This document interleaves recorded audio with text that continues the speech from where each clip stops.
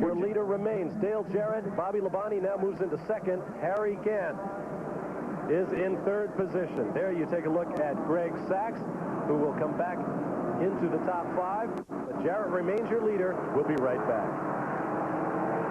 Right they come.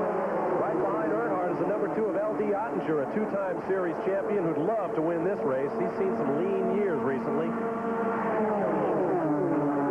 Let's get down to the pit lane for a comment from Steve Burns. Bob, I'm in Bobby Labonte's pit. His father, Bob, is a crew chief. Bob, do you think there's still a problem with the 3-car? Well, it seems like he's still pouring little rear end grease out or something. When you run close to him, you get oil all over your windshield. Is Bobby happy with the way the car is running currently? Yeah, he said he's a little bit loose, but he's not bad. Thank you, Bob.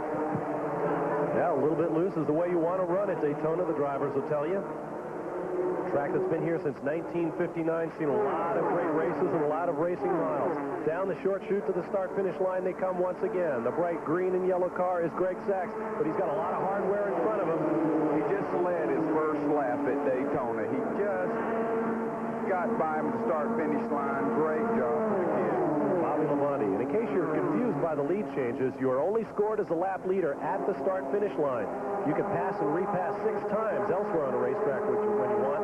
But the man who is on the point when you cross the start-finish gets credit for leading the whole lap. And many dollars lay within in Busch Grand National Racing. There is Ernie Irvan on the outside, underneath the 32 of Dale Jarrett. They're going to go side by side. Here's where we've had all the action this afternoon. Out of turn 3 and on to 4. They're going to go side by side. That's going to make it tough to catch the 2 guys up front. The red number 44 of Bobby Labonte and the 25 of Jimmy Hensley. Jimmy Hensley's been up there all day also, and these guys are working together, and these are really 2 surprises. 4 wide scramble behind them. At the top of your screen is Ernie Irvan. At the bottom is Dale Jarrett. Behind them, the 46 of Greg Sachs. Greg Sachs is trying to make the difference up. Earnhardt sets that up, but it's going 3 wide. Here he comes. So if they'll continue to run 2 wide, 3 wide like that, they're going to give a breakaway to the top front 2 cars. It is Labonte now by about 2 car lengths over Hensley, and then a big gap back to this group.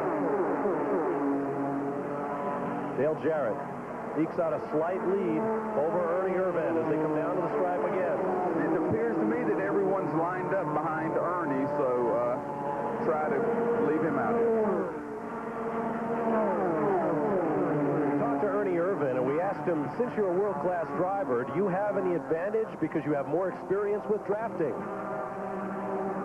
We learn a lot more about drafting in the Winston Cup ranks than we do in the Busch ranks. They get 1 race a year to do this, and the Winston Cup guys get 4. So it's naturally you're going to learn more about it, and that's what's going to happen at the end of the race is who can draft the best and stay in the lead and you know, maybe draft that back straightaway and take the lead. Ernie Irvan from Modesto, California. It's a long haul for this guy.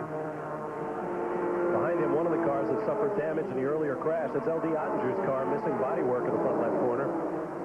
Back up on point. Bobby Labonte leads. I think that's the 63 of Chuck Bound with nothing at all covering up the engine in front. He was also involved in that big schmozzle earlier. Take a look at these aerodynamics, folks. There's your brick you were talking about. There's just nothing there, but again, it proves how important these points are. Do you see how close those cars went 3 wide? Woo! Chuck Bound from Portland, Oregon, who has raced from coast to coast, including up in New England. He is going to have a long afternoon here at Daytona. We'll be right back.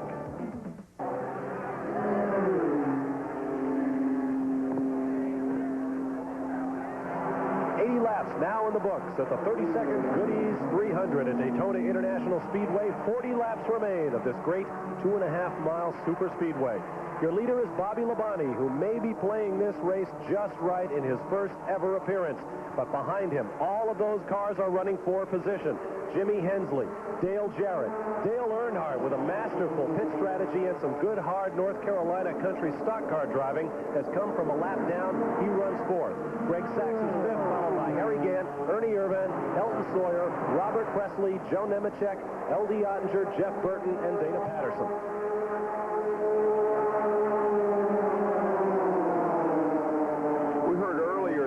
the Dale Jarrett team felt like Daytona owed them one.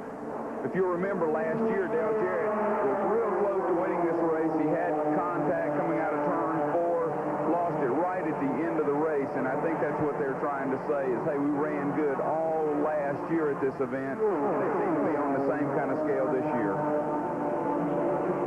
It is now, once again, a 6-car train up front. Labonte has been hauled in along with Hensley, and it's anybody's race. You've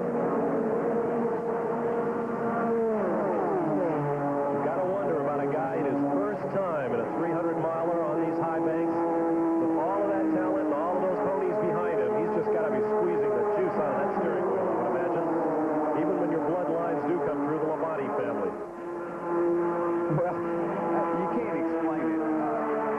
Last time he was at Daytona, he was in a go-kart.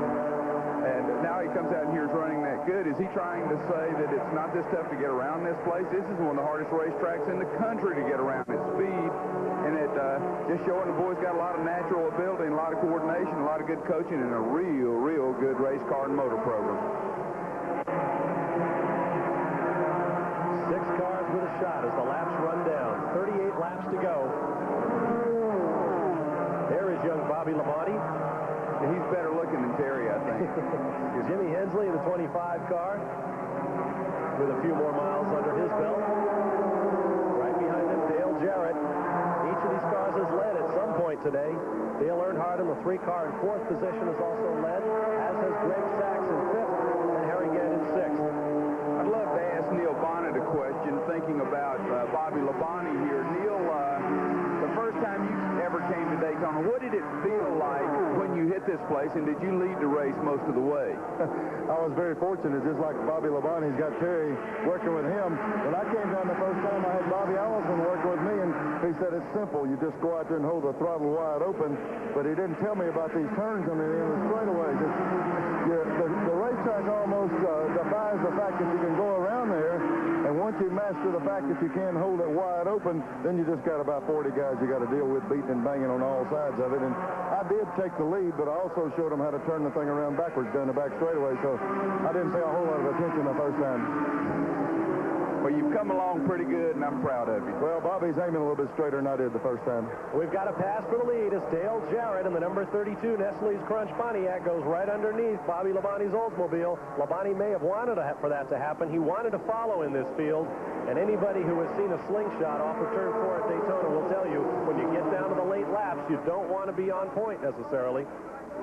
Well, again, I think it's smart for Bobby to follow because he's trying to experiment with lines. He's never done it before, and he's out there in an educational program. He knew that going in, and I think he's driving a real smart race. Talk about on-the-job training.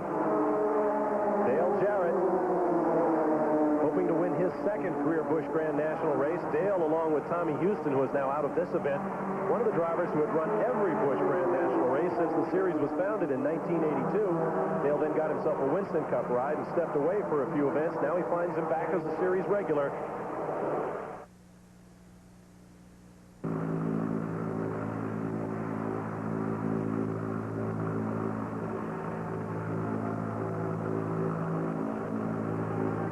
Back at the Goody's 300 on Prime Network, Bob Varsha, Johnny Hayes, Steve Burns, and Neil Bonnet with you, looking down from on high from the Goodyear blimp. And we thank the good folks at Goodyear for the use of our floating camera platform. There you see it high above Daytona International Speedway. Chamber of Commerce weather here in Daytona. Really a beautiful day, great day for racing, as it has been for the last week. There is your leader. Excuse me, Johnny. Just look at that shot from the blimp. It really is the only way you can get a camera to get that kind of position. I mean, we're so lucky to have those kind of shots because it's like looking out of the airplane when you land over there at the airport. We get to watch it consistently, but you can really get a different view of the racetrack in the car. See how they all change grooves there? They dive down to the bottom, go up the banking, just like a train. We're watching the train. See, the one car goes high, come underneath, perfect shot. Thank you, Goodyear.